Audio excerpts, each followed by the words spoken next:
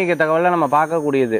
அதாவது மன சங்கடங்களாக இருக்கும் பொழுது ஒரு காரியத்தை வெற்றி பெற முடியல, என்னால் இது முடியல, என்னால் இது ஜெயிக்க முடியலன்னு நினச்சிட்டு இருக்க காரியத்தை ஒரே ஒருவருடைய நாமத்தை சொல்லி அந்த காரியத்தை வெற்றி பெற்றுள்ளாராம்.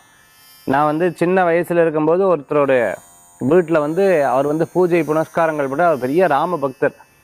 அவர் எப்போவுமே இந்த ஆஞ்சநேயர் இது சொன்னார் அது சொன்னார்னு சொல்லி எல்லாத்துக்கும் அந்த ஆன்மீக அருள் சொல்லிட்டு இருப்பார்.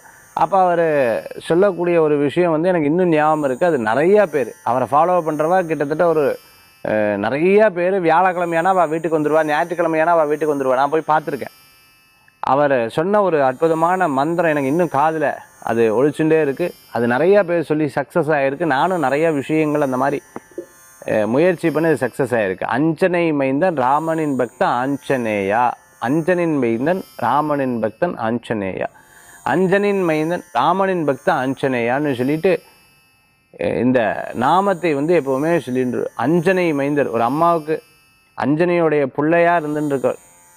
அதே மாதிரி ராமருடைய பக்தர் ஆஞ்சநேயா, ஆஞ்சநேயா அப்படின்னு மனசார வேண்டிப்பார். சட்டுன்னு உனக்கு அனுகிரகம் கூட நிற்பார், கண் எதிரே தோன்றுவர், உன் காரியம் வெற்றி ஆகும்னு சொல்லியிருக்கார். இந்த மாதிரி மன அழுத்தமும் ஒரு காரியம் நடக்கலைன்னு வருத்தப்பட்டவா ஆஞ்சநேயரை பிடிச்சிக்கோங்க, கண்டிப்பாக அந்த வெற்றிகள் உங்களுக்கு கூடி வரும். இந்த வார்த்தைகள் இந்த மந்திரங்கள் நீங்கள் சொல்லி பாருங்கள், உங்களுக்கு பெரும் பலன்கள் இருக்கும். ஆஞ்சநேயா ஆஞ்சநேயான்னு சொல்லும் பொழுது ஹனுமனுடைய வழிபாடு ஒரு பெரிய பலத்தை கொடுக்கும்.